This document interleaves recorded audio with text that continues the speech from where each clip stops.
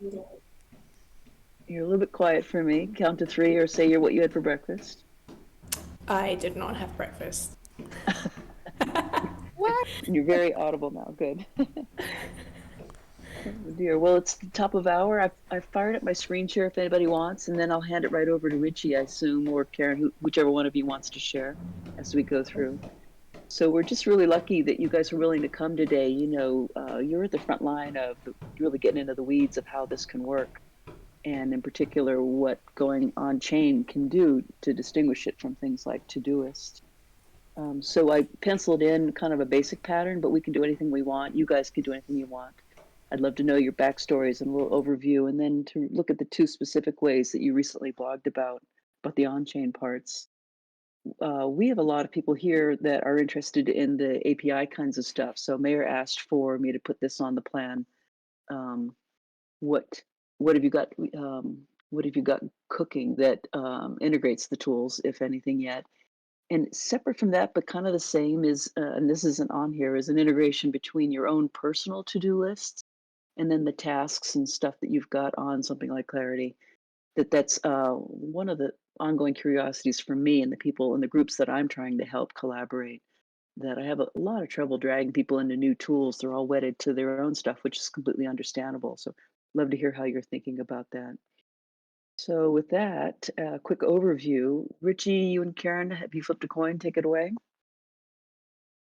I could jump in. Yeah, I like this outline, and I'll just add that I'm comfortable with folks jumping in and sorry, I'm comfortable with folks jumping in and like asking questions at any point. So like if you want to interrupt or raise your hand or whatever, like that's totally cool with me.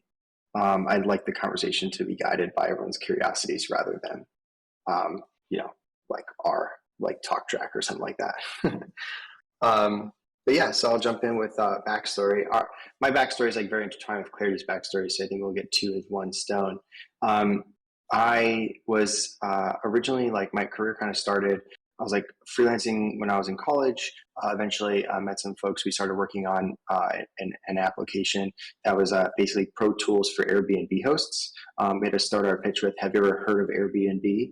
So it was like 2014. It was super early. We dropped out of college. We started living in Airbnbs, and we needed to basically learn how to run a distributed team because we had to live in the Airbnbs in order to live like with our customers.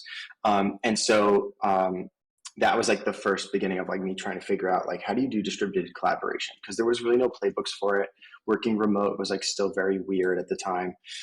But I got some practice with that at that company, and then when I left the company, I started to go into like independent product management and product design, and that's when I got into Web3. I worked as a TechStars associate for their blockchain accelerator here in New York City, and eventually got into uh, uh, these various like remote startups, and I realized that like I dusted off my original system and started to help them to do that, set up their product development processes remote. And I realized that like the system that we had developed was actually pretty good. And then we got into these like NFT gaming communities, and that was like my real like entry into Web3 was through these like NFT gaming communities that were really exciting. And in retrospect, were an awful lot like DAOs. They had, the whole team was full of liquid talent. The community had co-ownership of the game universe through the NFTs that they earned through shared, experiences solving puzzles and playing the games that the game studio created. And then the community would, which was fascinating to me, would like write Google Docs to suggest new ways for the game studio to like repurpose their IP and like expand on their game experiences. And so I was like, I don't know what this is, but like this is really fun. Like there's so much talent. People from Disney, people from Magic the Gathering, 19-year-old slave developers from Nebraska. Like everyone's like all working together. And so we started to like really try and build tools to help these like what we called like productive communities to thrive better. And that was where Clarity really began. So we started coding Clarity in like 2019 in the summer in these communities. And then about a year later, or less than a year later, COVID hits, and we realized that like, we thought this was going to be like a 5 to 10 year timeline where people are going to start working remote more often, just like us. And clearly that was going to happen much sooner. So in June 2020, we decided to go full time on Clarity. And then we were sort of thinking like, oh, like, these communities, there's really not that many of them, but like clearly this is the future of work. Maybe we could like focus on remote startups in the meantime. And so we got into YC really focusing on remote startups, but we were always looking at like these communities that we were still working with as like the North Star and like the stress test. So we would always do stuff that like worked for remote teams, but really was thinking bigger to like, oh, how do you get like many remote teams together? Like that's what the communities look like. They're like pods of like 2 to 20. And so then like we're in YC like last summer, and DAOs are having their second like a wave. And a lot of my friends in Web3 are saying to me like, hey, I think you're building for DAOs. And I was like, no, we're not building for DAOs. We're building for these like productive communities that have co-ownership and liquid talent. And they're like, yeah, those are called DAOs. I mean, like, you should really check this out. And so I started to dig into it, and sure enough, like everything started to really click. Like our talk track made way more sense. Like a lot of the mental models that we had developed like on the ground, like were clicking and made sense with like what we were seeing happen with DAOs. And so we really just said like, oh, that's it. Like this is happening way sooner. Again, we really want to focus on just working on DAOs full time. And so we really just, took the product, changed, the marketing line, but really the product itself didn't change that much because, that was sort of always the dynamic we were building for. But we did like bring up like a lot of the on-chain features that you've like highlighted much sooner, and that was really exciting that we were able to do that because we always wanted to, but it didn't like make sense until we got into DAOs in last summer. So yeah, so that was that's like my backstory at least, and also a good deal of Clarity's backstory as well.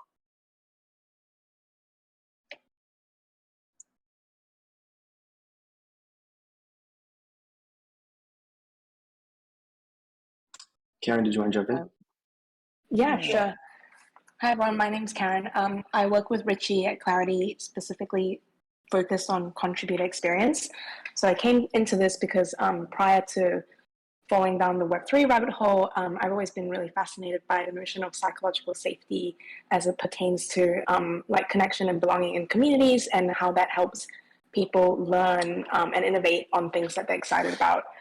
So my interest in that got me really interested in Web3 and how that enables possibilities of like modular work that allows for flexible contribution through decentralized coordination and distributed leadership.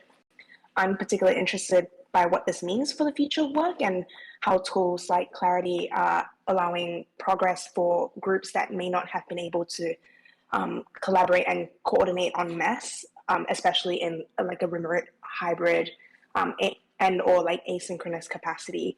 So I'm really like excited by what it means for the added layers of permutation that Web3 and tools like Clarity and organizations like Yak Collective and other DAOs are exploring in enabling like free agents to have like a mix and match ways of thinking about like workload and types of work to suit their needs and their varied interests. I've always been really interested in like a wide variety of things, and I think that this space really allows and cherishes that sort of generalist mindset. So that's how I started working with Richie on this, and really excited to kind of explore what you guys are interested in talking about today. Kathy, do you want to unmute and do a quick intro as well as one of our guests? You're our, Cabin's, as far as I've seen, just gone hard at using Clarity in your work, and apparently you've had a month to become an expert. Yeah, well, I think I'm still not an expert, but yeah, short background about me. I fell down the DAO rabbit hole, I think in January of this year.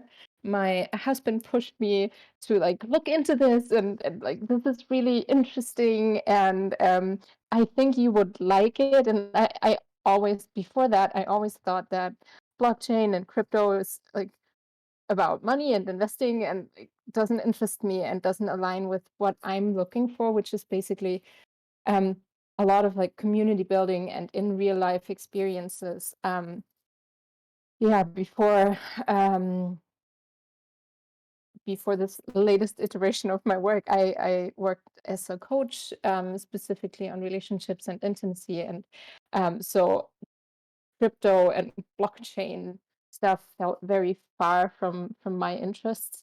And then he urged me to really look into it and see that there's a lot of overlap from in real life experiences and on-chain experiences. And I fell down this rabbit hole like fast and found Cabin pretty early on, and I was just like amazed about the possibilities that are there, and that there are actually communities worldwide who are trying to build something that really resonates with what I envision for myself and my family, and like having nodes across the planets and like home bases where I can go to and like meet friends and live with friends. So yeah, I got really involved in Cabin, and one of the first things that I noticed in my own onboarding is like, whoa, I don't really know how to claim a bounty and how to do all of this. And so I got very involved in the community guild and trying to help them create a really smooth onboarding process. And part of that is making onboarding to Clarity smooth and like cleaning up our own Clarity space a tiny bit. Yeah, and so I got to know Richie and Caryn pretty early on in the process, and it's just been a lot of fun working together and seeing the project evolve. And yeah, like You just started to I break really up, enjoyed it. Kathy, for me. Oh, Let's just push on then, because I think you're going to be able to okay. add to the next two topics. So, Richie, do you want to jump into? I mean, you did kind of a lay of the land and do whatever combination of these two topics makes sense for you. Yeah, sure. So, yeah, I talked a bit about like the past of Clarity. In the present, we are very much like focused on helping DAOs get organized, helping them get situated, and making them more accessible to more people.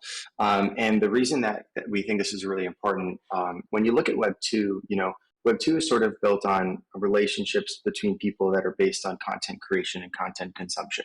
And fundamentally, like there's just like not really a way to distribute value very well, and so you end up with a lot of exploitative relationships, right? The social media platforms exploit a lot of the content creators. They make tons of money off of them, and there's really they don't really have like the tools to actually distribute value back to those content creators. They exploit like the content consumers by trading their attention spans for all kinds of algorithmic content serving, and it also doesn't really best serve them. The incentives are not aligned there. We think that there's a real possibility that DAOs unlock this ability for us to build new networks that are built on cooperation, where you are not necessarily following other people, but you are connected by virtue of like that you've worked alongside them. And we think that networks that are built on cooperation are fundamentally aligned, and that we can actually build tools that are aligned with the folks who are using it. So, and that's because we don't all have to live in like one big gladiator pit where we fight for the zero-sum game of likes and follows against each other.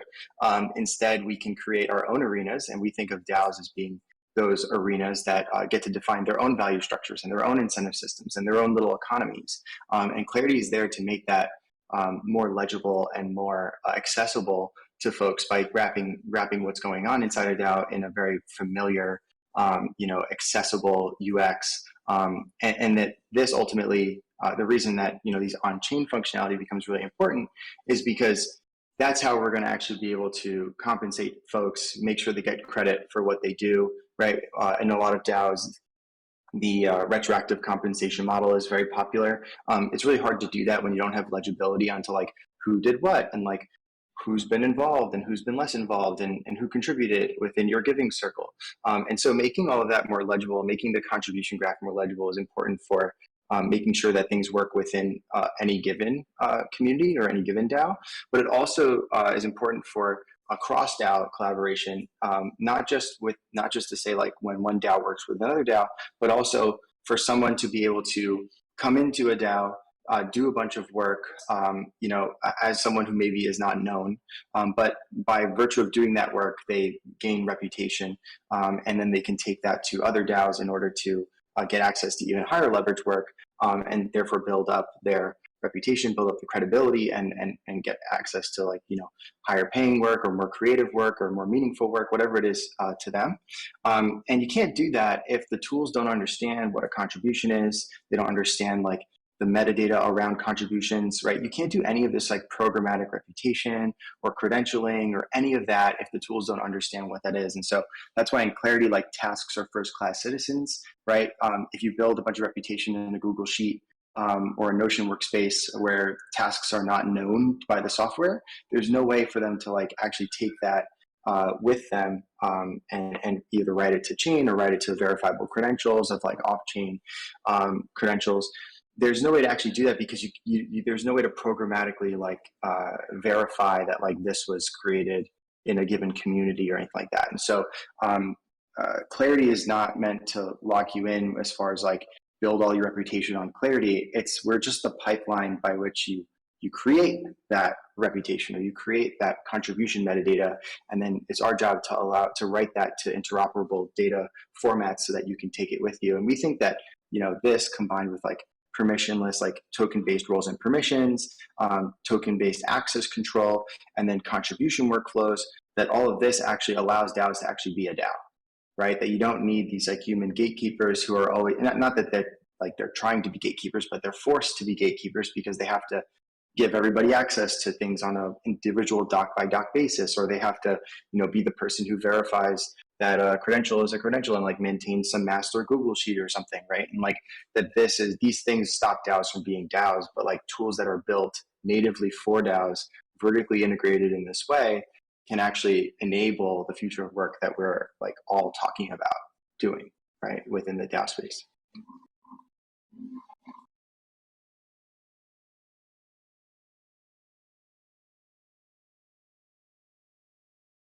You handing to Caryn? Well, I was just leaving space for anyone to jump in, but I can because I can keep talking. That's the problem. Blessing and curse. On our weekly calls and all of them, we've been practicing an affirmative handoff, to somebody. So that's all I was hoping. Got it. Yeah. Got it. Let's take a brief moment. Anybody want to unmute and drill in on any of what just happened? It's rich and deep.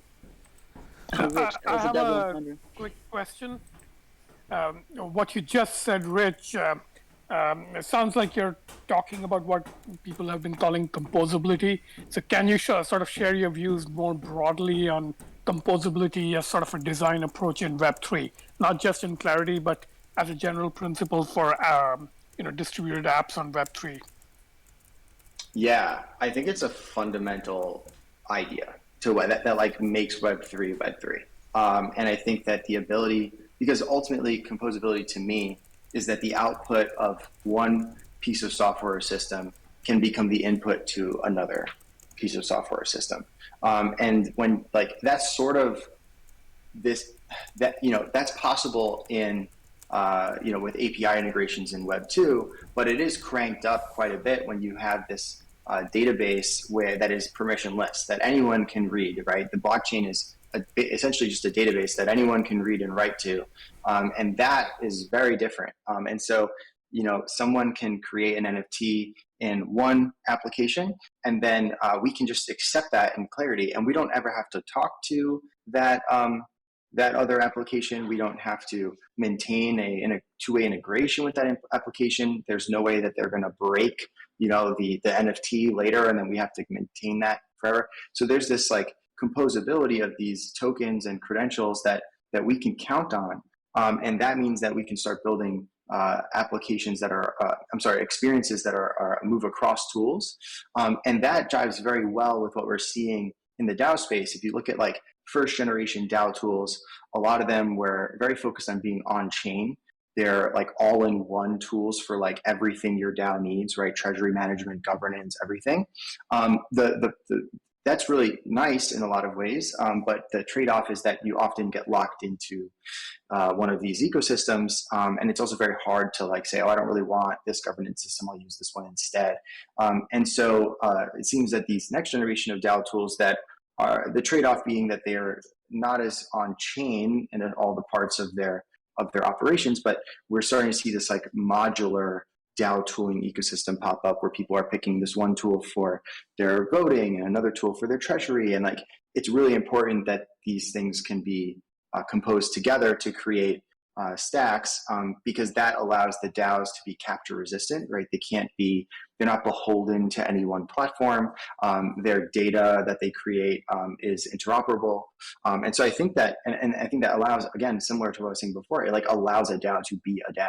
It allows the community to be truly autonomous. And so I think composability is fundamental to what we're doing in Web3. And like the data that you create on Clarity will be composable to other things as well. We will write to decentralized storage wherever possible or useful to the customer. We will help you create interoperable credentials out of Clarity, right? We're just starting this stuff right now in Clarity, but like we want to be very much in line with that whole ethos. That last point that you just touched on, the kind of interoperability of credentials, is Clarity like the tasks have a certain kind of metadata schema, and like how are you kind of thinking about having that be interoperable in a system where there are several different types of identity and credential schemas? Like when you think about composability, you think about interoperability, how do you kind of like actually implement that so that it is portable? Because you do have conflicts with different groups who have different types of schemas for organizing or recognizing reputation, for example. Just curious if you could speak to that. Yeah, definitely. This is something that is like an active conversation, right? A lot of the tools in our space are starting to wake up to this exact problem that you're highlighting. And it's really funny how like a lot of the thinking has bifurcated, right? Like a lot of the people who think most deeply about it are the most hesitant to go it alone, right? We're all looking around saying like, this is really important. We should work together. The folks who are really obsessed about being first, they often are running out there creating some one-off, like format that only works for them. They didn't consult anyone else, or it doesn't seem like they did, and they're doing like on-chain stuff, and that we all are going to have to deal with that in the future, right? But what we're seeing is like a lot of tools, whether it be tools like Clarity for creating tasks, but also tools like Coordinate, where Coordinate is better if you have legibility and interoperability of this stuff, and that's a two-way street. Like Clarity can benefit from Coordinate, and Coordinate can benefit from Clarity.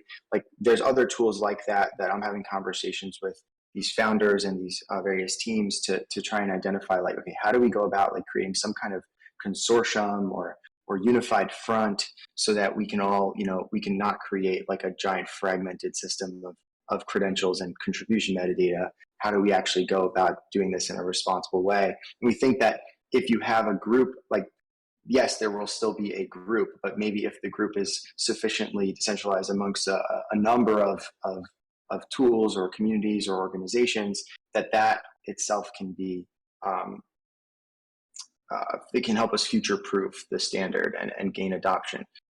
Whereas if like, so this is the Clarity standard, it's probably unlikely that we would get, broader adoption of that, right? So I think it's really important that we look at the bigger picture here and like really, focus more on like creating something that actually can be interoperable and last longer, rather than using it as a branding moment, which is often the case in this space. People are obsessed with being first, and they're actually trading off the actual viability of the solution in the long term.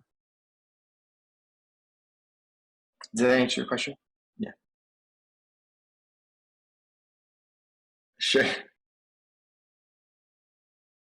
Cool. Yeah, I'm happy to chat anytime. I would love to dig deeper into it. It's like big topic for us.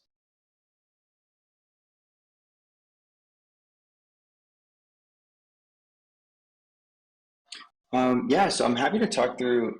So we can do it two ways. I can move forward. I kind of like skimmed over these contribution workflows and token-based roles and permissions. I could talk more in depth about that. I could show you what it looks like in the product, or we could like just do a higher level across the other items. We have 35 minutes left, so I think we could do both.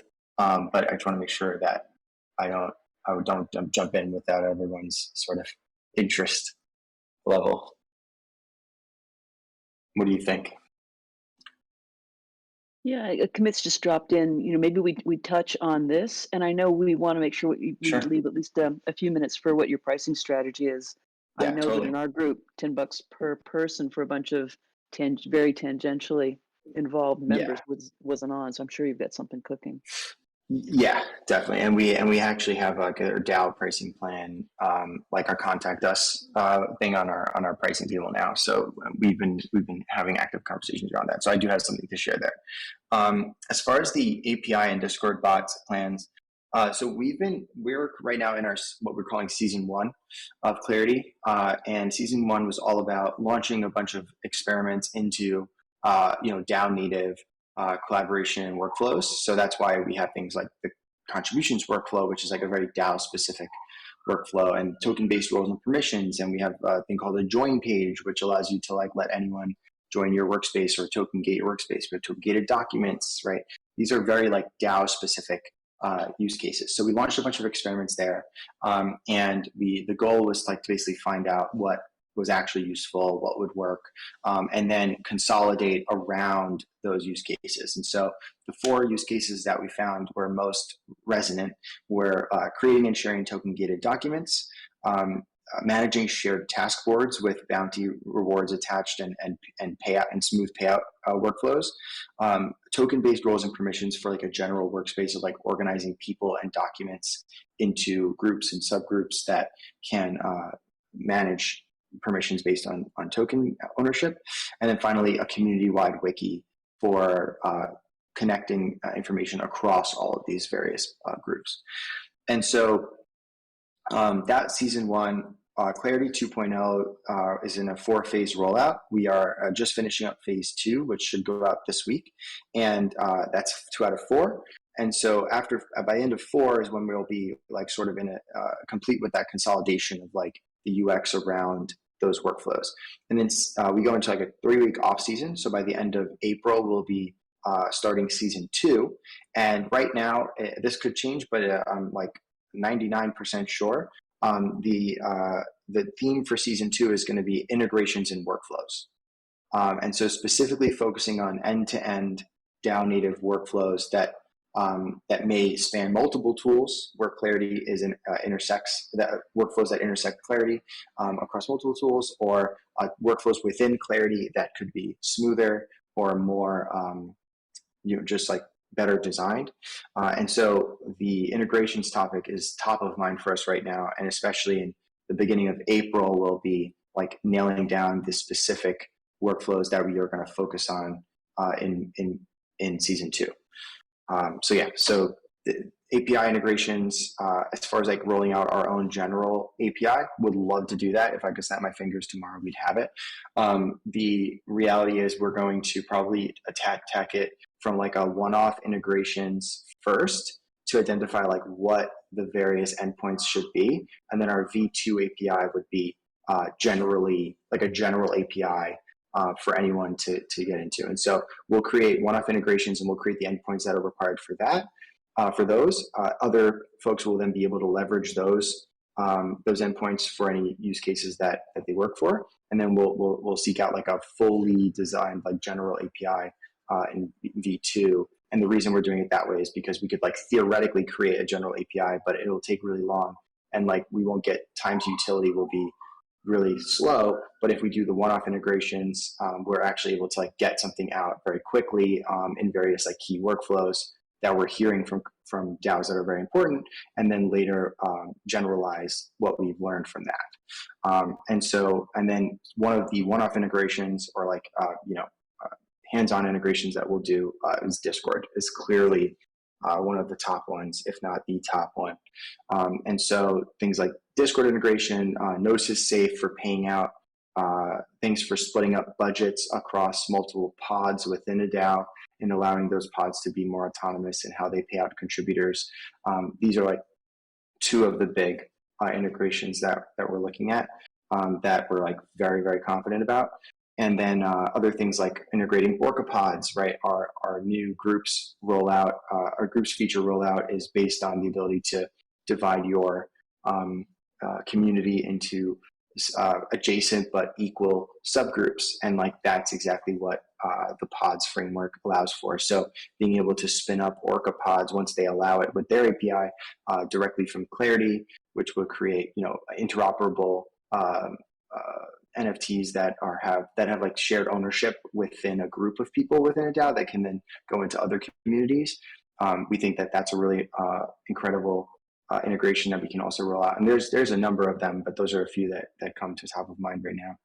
And I'm happy to discuss other ones. Yeah. Mayor's our kind of our API follower for sure. Mayor, do you have anything specific you wanted to bring up?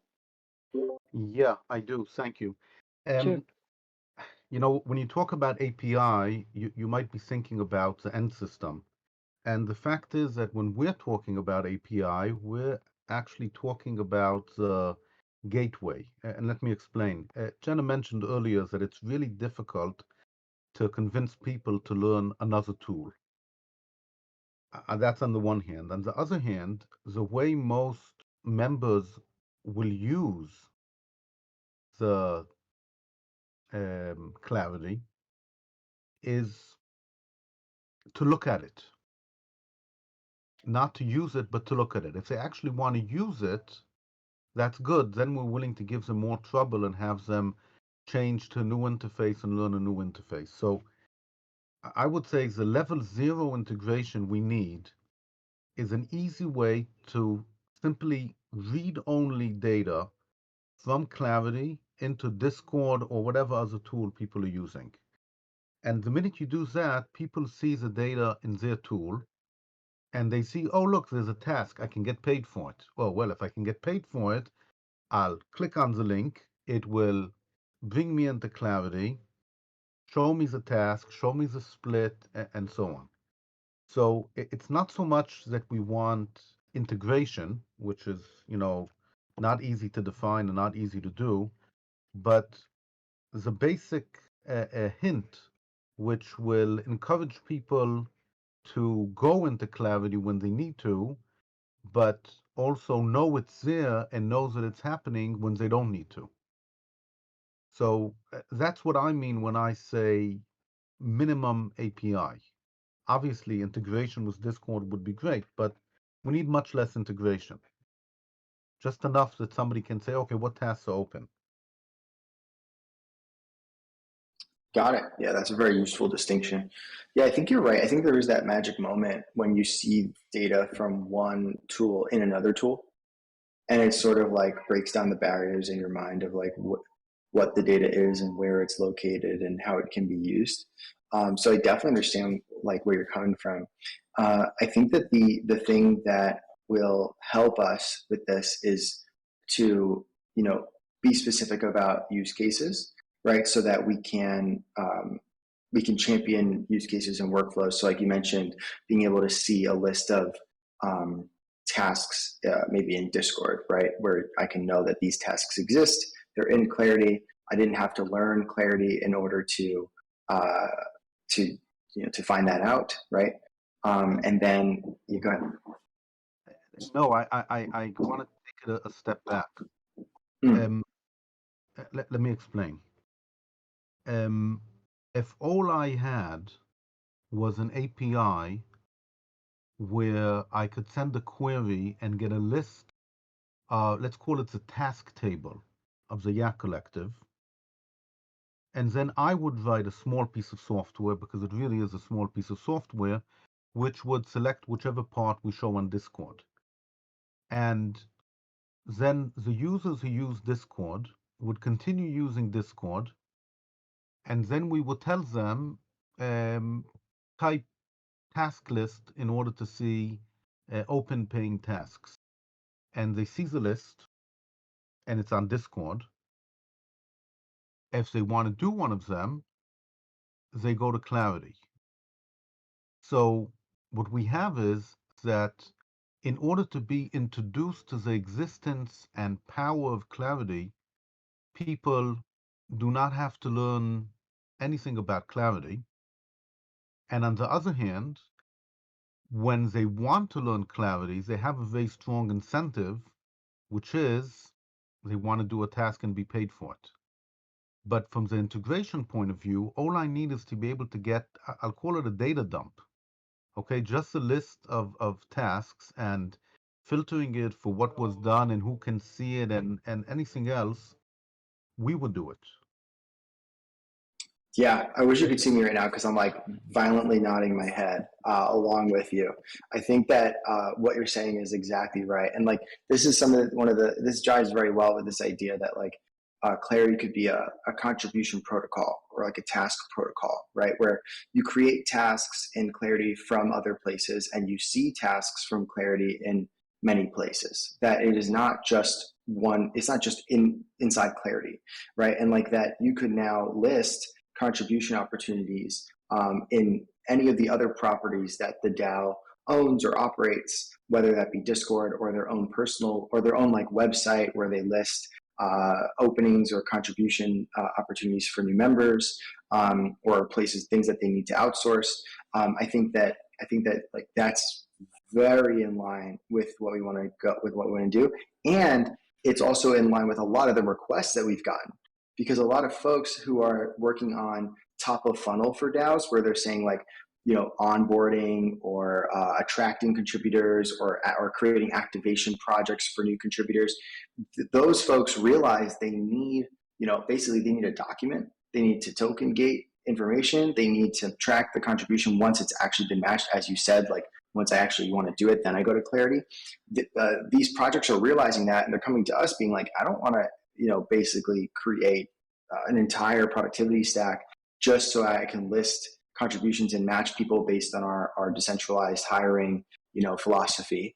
I want to integrate with Clarity and create tasks in Clarity or read tasks from Clarity and then use our unique, you know, opinionated user experience for the matching part. And so I agree wholeheartedly with what you're saying. And I think you're right. I think that's something where we can just allow you to read a list of tasks would be a great start, and query for them and add some additional parameters to filter out the query.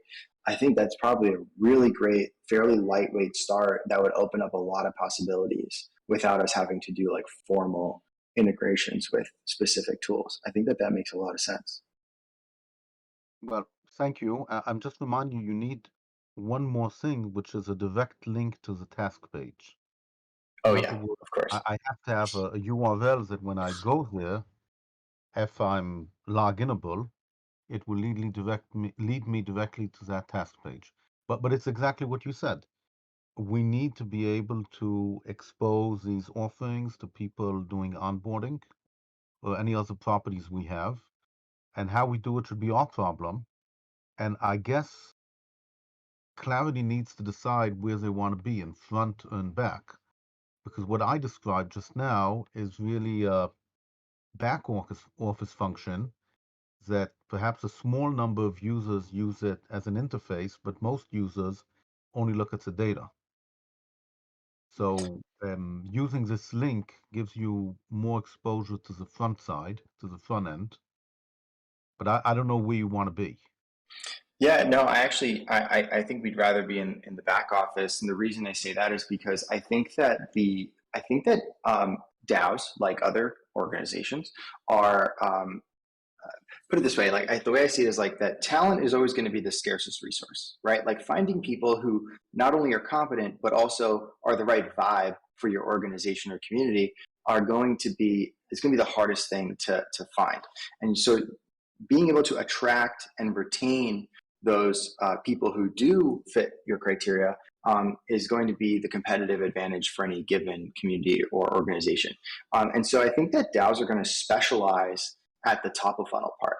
They're going to want to come up with their own ways of surfacing contributions and matching contributions and attracting folks. And they're going to want to have their own way of doing that. But that once you are matched And once you have a contribution in hand and you have some people that you're going to work with, I think that the back office part is more generalizable. It's more, you want it to be consistent across communities, especially in a world where we are all polyamorous in our DAO, engagement, where we are, sort of contributing to multiple communities, or at least involved in multiple communities. You don't want to have a wildly different coordination system across tools. It's not a nice contributor experience. I know that because I was a freelancer in Web 2 for many, many years, for the majority of my career. And like, if you have 4 clients and they all have different tools, it's a mess. And so we come to Clarity very much from like a contributor first lens for that reason. And I think that having the consistency in that, quote unquote back office portion of the workflow is a higher value than having it at the top of funnel. And I think that we're going to see lots of different ways for DAOs to specialize at the top of funnel to attract the contributors that they really believe in, that really vibe with what they're doing. I have a quick sort of comment to add on this. So, like one of the things that worries me about Web3 technology, especially the focus on composability, is it's sort of like gestures at kind of a Japanese style corporatism. So I don't know if you guys have heard terms like keiretsu, which is, groups of companies that have strong relationships with each other in a way that's kind of like blessed by the government, banks and factories and so forth. So they kind of have this harmonious relationship sort of stack or value chain that it's not exactly not competitive, but it's kind of like managed competition. So that happens in the Japanese business environment, whereas American businesses tend to have this dynamic where you have like stacks of companies that kind of like have some sort of interoperability interfaces and cooperate in some sense and are composable in terms of the services at some sense. But fundamentally, the dynamic is very competitive. And like, pieces of the stack are always trying to eat other pieces of the stack. And there's always sort of competition around like which piece of the stack is getting the most value. And like, Web 2, I know Web 3 guys love to make sort of, I don't know, ideological critiques of it. But there's a reason Web 2 ended in the place of, where you're, as you described it, it's exploitative and exploitative of like creators as well as readers and stuff. Like if you read, for example, Ben Thompson's Stratechery newsletter, you're familiar with his idea of aggregation theory. So Web 2 sort of evolved in a way where it made sense for one piece of the stack to really aggregate all the valuable customer relationships, and they tended to make the most money, and that's how we got FANG. So the point is, it's nice to have these ideals of composability and so forth, and there are like examples like the Japanese environment that shows that that can work in some limited sense, but it's like this is not entirely up to you to decide. It's partly going to be a function of how the business competition shapes up and how things evolve. So the sort of long-winded question I'm getting to is, does how you want to position yourself, say in the back end, like you just said in response to Mayor, like you want to be a back end infrastructure where you're serving as the data backend for DAOs on the front end, managing onboarding flows and things like that. That's kind of a nice structural position to aspire to, but is it kind of like the natural evolutionary endpoint where you can make enough money to survive? Because like with everything else, I think users are always concerned at some secondary level of, are the businesses and organizations they rely on in a position to actually make money and survive? So I guess we'll get to the pricing question in a minute.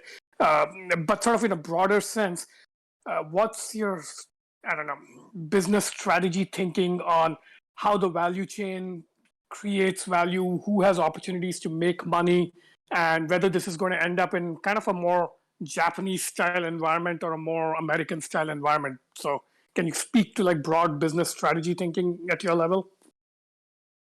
Yeah, totally. I really want to look into that at Kairetsu. That sounds really interesting. I've not dug into that before. So thanks for bringing that to my attention. Yeah, I think that the interesting thing here is like, so if you look at like our category of software in Web 2, it's A lot of it has to do with switching costs, like that actually keeps people using software, right? Like if you use Asana, you actually get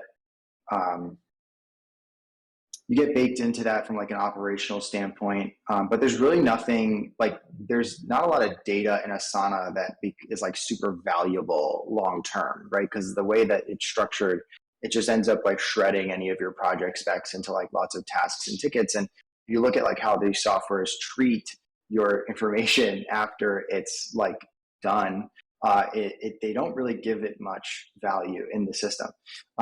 Whereas in Clarity, I think that the value of your data has a longer lifespan, just because of the fact that you don't have to destroy your documents in order to like execute the plan within them. But I think that data lock-in is a really lame business model. I think it's not only lame, it's hard to build like a beloved relationship with your customer when fundamentally you like sort of have them in a vice grip as far as like their data goes. And so I think that over time we're trending toward a world where data lock-in is not a moat, and especially when you start looking at things through the lens of like composability, interoperable data, user-owned data. I think people are waking up to this fact that like I own my data and like not you, Notion, and that like I should be able to like take that with me. And so I think that the real moats long term, especially in a world with other things like tokens, for example, basically these the only moats left are UX and community. And so like our job is to basically create a network where the UX of using the network is best for contributors, and the people that you find using Clarity are also the people that you'd like to work on your DAO, right? And so our job is to basically build a contributor network that is that has, through building the best UX for contributors and giving contributors the most rewards for contributing through Clarity, we can attract high value contributors who are working on incredible projects, and that those communities are more likely to stick around, and that our business model is built on like making money by DAOs paying us for like the tool, right? Like we're not selling attention, and so we don't have this like vicious if I leave Facebook and my friends leave Facebook, then their friends are more likely to leave Facebook, right? It's like a vicious spiral down.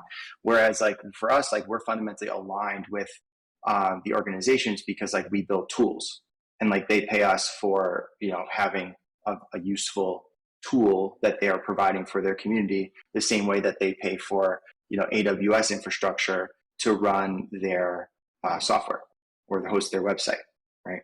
So I think that like being fundamentally aligned with your customer, and then focusing on UX and focusing on the kinds of people who are using your software and championing some kind of culture around it are actually more likely to be long-term aggregators of business value than like trying to use some kind of data lock-in moat or something like that. And especially with interoperable formats, like the data lock-in option isn't really an option anyway, because culturally people are waking up to prefer interoperable data and user-owned data, etc.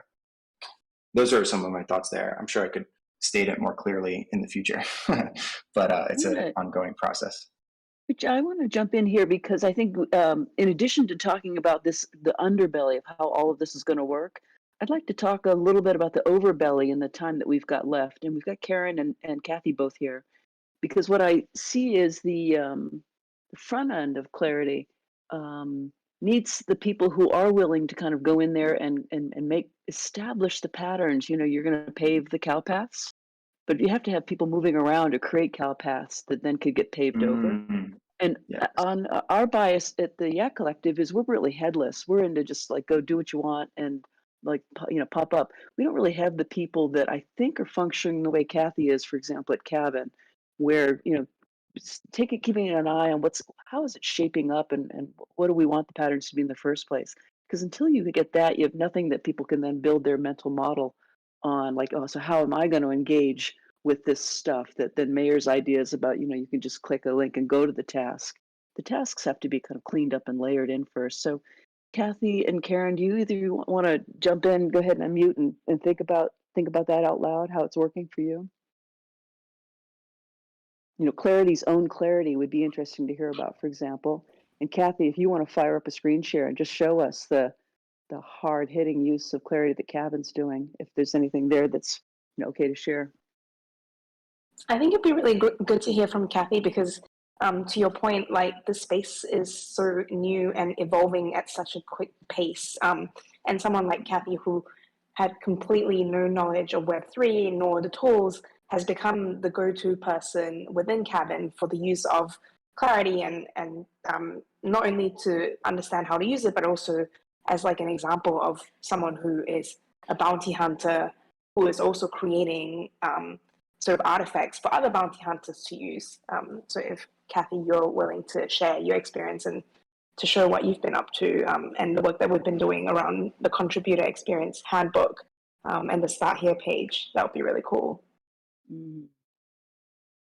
Sure, I can share my own experience.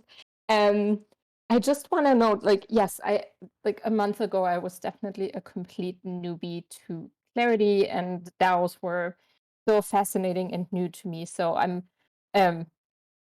by far no expert on it, but I started to get a hang of it. And I think in my previous Web 2 experience, or like before Web 3 experience, I often struggled with like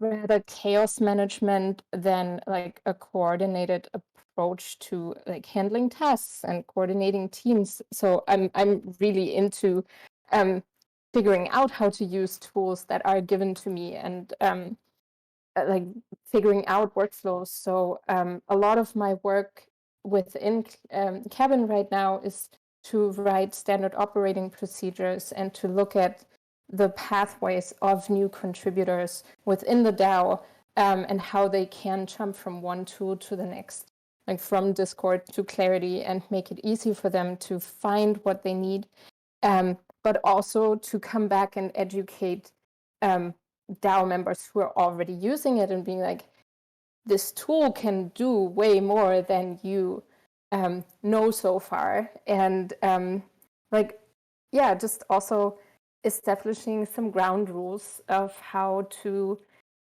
kind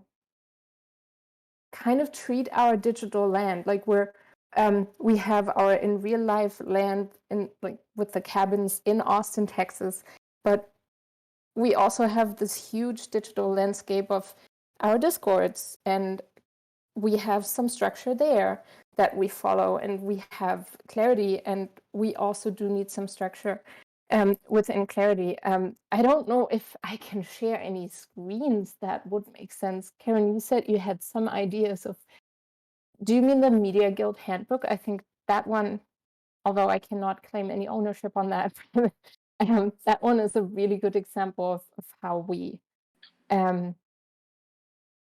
started. Yeah. I'm happy to share Clarity's Clarity, as well as we can also dive into, I mean, I'm not as familiar with, like, I don't use the Caryn Clarity as often, but I'm familiar with like how it's structured. And so we can always jump into that as well. But yeah, I'm happy to share here. And then I also understand we have 5 minutes scheduled. I can go longer, but I also I know everyone was interested in like pricing models, so I want to make sure we have time to talk about that. So what we see this pattern emerge often within a Clarity, and so the way that we do product is that we build like composable pieces of the system, and then we watch how customers use them or DAOs use them, and then we productize those patterns. And so what you see here is that Caryn is doing what we saw in almost every DAO that actually onboarded Clarity, which was they created these filtered views of their work that are based on various like their groups or their pods or their guilds. And so what we did was, that's why we ended up like creating the groups functionality. And so Caryn is starting to actually onboard into that new structure. But what we see often is that you have community will start off they'll have their project screen.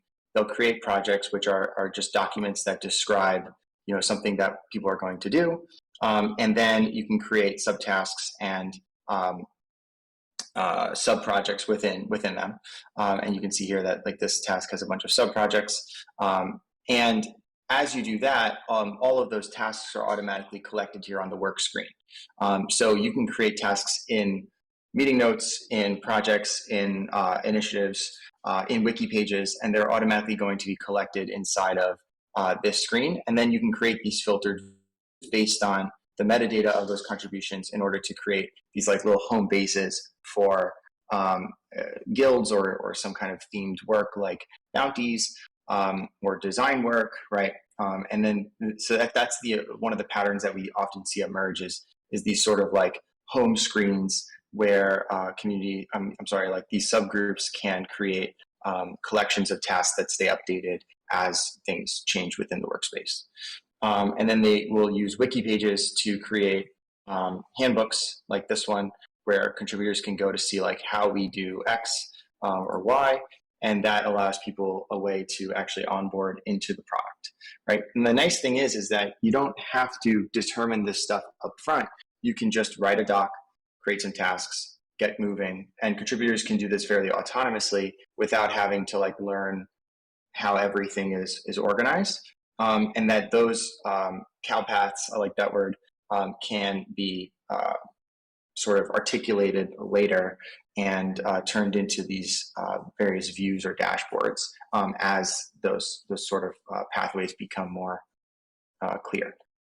And so we've seen this pattern emerge very frequently, and that's why we actually champion that like groups. This is a group.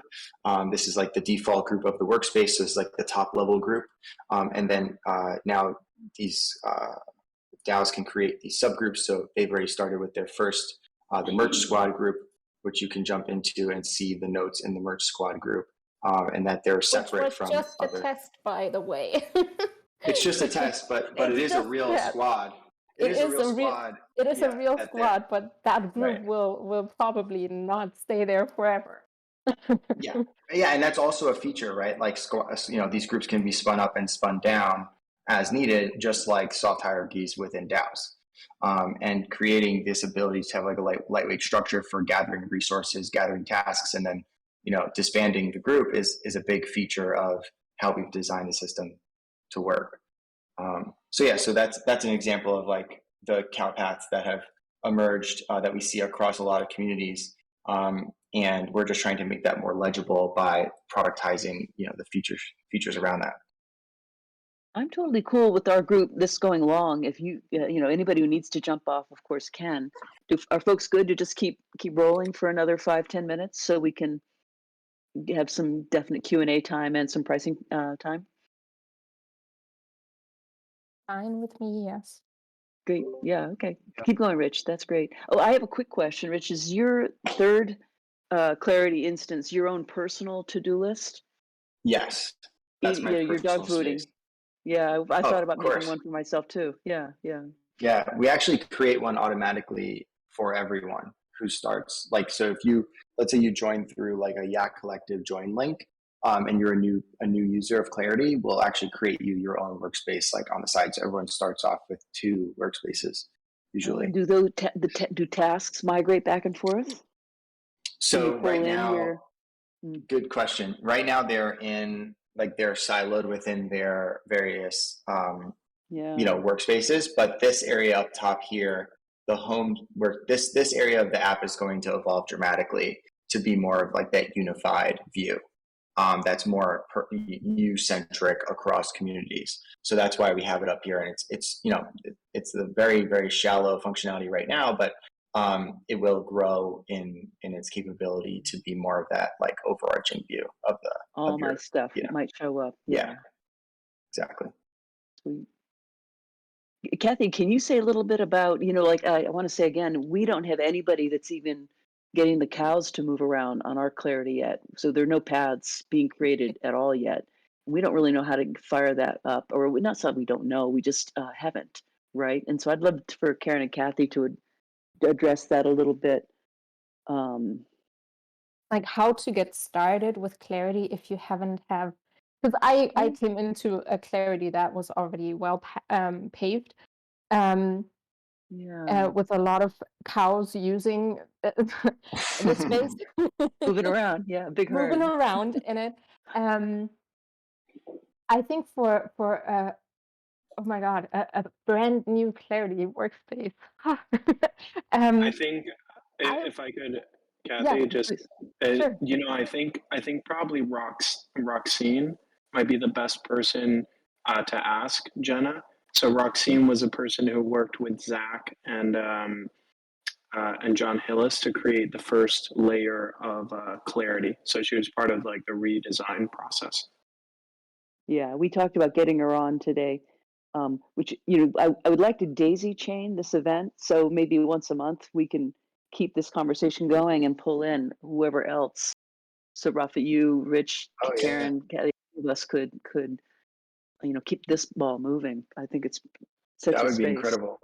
Yeah. Okay. I Yeah. think one thing that I see currently is like looking at your DAO and just defining the roles that you see in it and like the different users within your community and like defining their specific needs before setting anything up that might make sense in your head. Just like looking at who actually will be using Clarity and for what will they be using it, and then you can do so much in Clarity to limit permissions according to certain roles and like set that up before.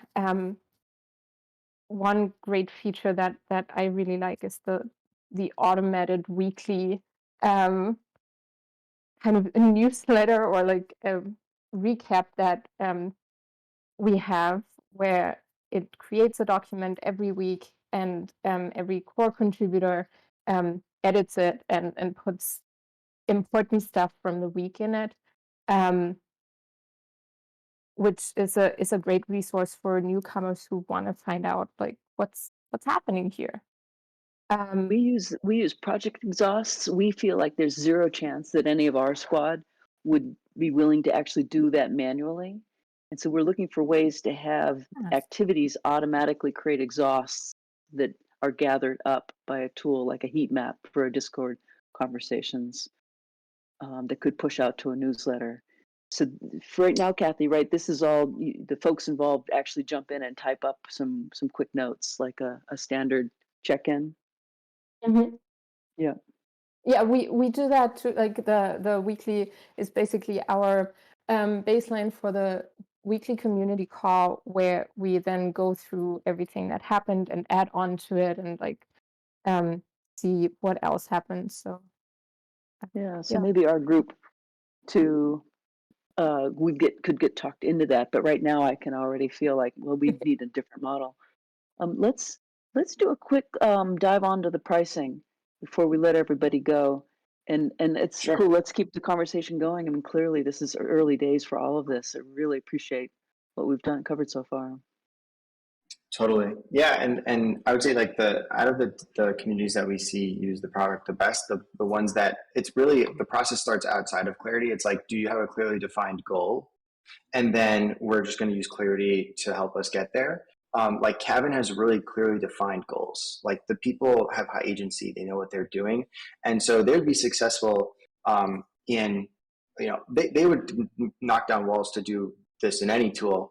Clarity just allows them to actually act like a DAO in that they have token-based permissions. Like we're removing a lot of the friction, right? But like they have clear responsibilities, they have clear ownership, right? The people are given autonomy and agency. So the culture of the community is also super important. And like I love that you know the culture of Yak so well to say like, okay, we know that folks are not necessarily going to do that, or that they'd be more interested in doing it this way, right? And like that is where it really starts. It's like, do people know what they're trying to do? Because if they do, then it's just a matter of like creating a doc, dividing up responsibilities within the doc into tasks, which you can do by just like creating an outline and then converting the outline into tasks and then dividing those up, and then people just managing their contributions and adding rewards to the ones that they don't have current people for in order to, find someone who will do it. I think that like knowing what you're trying to accomplish is a great first spot. And like there's some folks who come in and they sort of just like get started with one doc after another and they add the structure later. And there's other folks who come in and they want to architect all their groups and they want to like onboard contributors in a more like staged way. And that's great too. And we sort of support both. Whereas like other project management tools would require that you do it the more architect way, right? Where you have to sort of like spend that upfront time to get moving. You can't carve it out later. We've really focused on like being both. I think it's like fox and hedgehog, right? Of like being able to be bottoms up or be top down, sort of depending on what suits you, and to be able to switch between that within a group or within a given project. Some projects are more top down, others are more bottoms up. And I think that being able to code like, mode switch between those two is really important. And often a lot of the friction we feel with our knowledge work tools are ones where we're forced to behave in a top-down way when really a bottoms-up way would be more suited. Like we don't know how it's going to be structured. But yeah, so I could talk forever, but I'll jump on to the pricing stuff. You talk forever. So on pricing, what we've learned is that, obviously per user per month is not the vibe. It's just not like aligned with like how DAOs work, right? Per user per month works really well when you have organizations where months are, people's contribution to an organization is counted in months, right? Like employees, they have predictable onboard and off ramp. But with DAOs, like you can't do that. And also as a freelancer in Web 2, I always was stiff-armed by organizations that I was contributing to because they didn't want to pay for me, or I was like a guest access and had to like beg for permissions to like docs on an individual basis. And like in DAOs, like a larger percentage of the organization, much larger percentage, is in that situation. And so the pricing model can't get in the way of the core utility of the product. And so what we're toying with now, and like we're feeling pretty good about, and so far we've had 20 DAOs who have agreed to this model in principle. The way that we're thinking about it is that you pay for active contributors, defined as folks who are active on projects and tasks, and that they would be billed on a per day basis. So it'd be something along the lines of like 70 cents a day or 75 cents a day for folks who are active on projects and tasks. And so that means that if you have people who are engaging in conversations, they're posting notes, they're reading the wiki, right? They can do all of that for free in an unlimited basis. But for the people who are, actively working on bounties, reviewing other people's work, passing projects, writing project specs, those folks are going to be the ones who are billable users. And that this way you can have a variable cost model where when you've got a lot of people coming in, Clarity is more useful to you or to your community because you're coordinating more people, and when activity wanes a bit, you pay less, right? And it's very similar to like we think of it as like coordination infrastructure in the same way that like AWS is like compute infrastructure. And so you pay for compute cycles in AWS, and in Clarity you pay for coordination cycles, where it's like a person who's engaging with your projects on a daily basis. We are also open to figuring out like even, we're trying to find the most mutually aligned model. That's just the one that's emerged the most. There's also opportunity to like allow some kind of like staking mechanism to have like a pro license and then the variable cost model on top of that. But those are very, very like, we're not like there yet with any of those models, but the variable pricing model on a per day basis for active contributors has been something that people have been able to wrap their head around and they feel comfortable with so far. It feels like you're in a bind because the less lock-in, and we all believe in no lock-in, the more you could end up in some race to the bottom, because what are you doing that can't just be copied by other people? UX and community. That's the only moats. So we'll have to figure that out. I think if you build like world-class tools, that's the only way to win. I was just going to say, Richie, that I really like the positioning here because essentially you're creating a moat around I like to coordinate using Clarity, which is, a really, really good positioning because it's mutually reinforcing, both for you guys from a product development standpoint, but also from the communities that you participate in. Cool to see. Yeah, this is awesome. Really, really creative solution. Thanks. Means a lot. Well, that sounds like a good note to end on. We all wish you well. Can I ask a question? Yeah. Experience type question. Keep it short, Mayor, just because we're trying to It's go a ahead. short Yeah, question. It's a short please. question. When you have a system like in Clarity, it's based on some people doing the work and some people checking the work. And in a sense, maybe it's like, NP in computer science, that you don't know the work could be very complicated, but it's easy to verify if it's correct. My question is, has your experience been that most of the tasks that people have are indeed much, much easier to verify than to do? It's an interesting question. We've seen that the art of creating a ticket is plays a big role, and what we've seen is that bounties have to be clearly defined in order to be tractable by contributors and also verifiable. What we've seen is that tasks like that play an outsized role in the beginning of a DAO, and that they eventually relegate down to like 10 or 20% of the total work being done. The larger portion of the work is stuff that's like figured out as it's being done, and like that's where Clarity really shines. That you can have a doc, the doc stays intact throughout the entire life cycle of a project because you never have to like carve it up and move it into tickets in some other piece of software, and that this allows you to sort of define the work as it's being done, and that this work is the work that's not necessarily reviewed and approved by another contributor, but rather is sort of like self-managed by the folks who are doing it, and then often compensated either by a fixed income sort of like salary like model, or more of like a giving circle model where the folks who do the work come around the table at the end and decide how to compensate everybody. And so in that sense, the work that can be verified and is more discrete units of contribution are typically defined as tickets and claimed and done and verified, but that there's most of the work is actually in that other category of work that's sort of defined as it's done, and it's compensated and verified in a different way. It's more verified along the lines of like, did we achieve our goal yet? Yes. If yes, stop working. If no, keep working. And I think that's the majority of the type of work that we see, and also where Clarity, I think, is most unique in its ability to facilitate that kind of work versus a tool that's separate for task management than like document writing. Okay, thank you. Sure, great question. I really Well, thank think the you. word clarity was a perfect name. It has these nice hard consonants in it, so it is itself clear, and your ability to articulate what you're doing with this is very clear, so clear. So it's all aligning in just a pretty sweet way.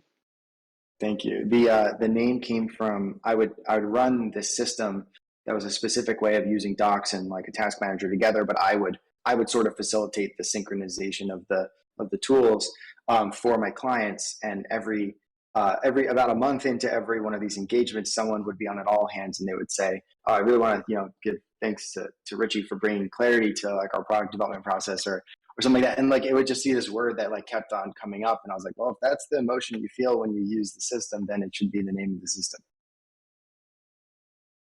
That's good. That's good alignment. That's great. Yeah. Anybody else have a short question before we let everybody go? Feel free to unmute and say thanks. Unmute and ask a quick question. 3, 2, 1. I guess we're good. Kathy, Caryn, and Rich, thanks so much. Thank you. This was such a great conversation, and so many thoughtful questions that I have not been asked in a forum like this before. And so I really appreciated this a lot. And yeah, if we want to do it again in the future or some kind of series like that, like I'm very open to that. So yeah, thank you so much for having us. that would be fun to bring in to keep this conversation going next month, hit me up. Let's talk. Great. Yeah, thank you so much. This was a pleasure. Whew. All right, I'm going to go have some fresh air and a walk to absorb, because I'm in the east and it's middle of the day here. Nice. You guys can, folks can do whatever else will resuscitate them. Probably something quickly to add is if Please. you don't want to wait until the next conversation that be organized, we have weekly hop-ins in the Clarity Discord on a Monday. I think it's noon ET, so you can hop in to asynchronously drop your comments in, or come into our weekly Monday Sound Lounge for more discussions on this. That's great, Caryn. I had a link to your Discord ready to drop in. I just dropped it in Voice Meta. Perfect. If I'm not mistaken, Yak. it's even on Wednesday this week and not Monday. So it's not too late. Thanks for having us. Bye. All right, we'll see you on the internet. Yes. Bye. Great. Thanks so much. Bye. Bye, everybody.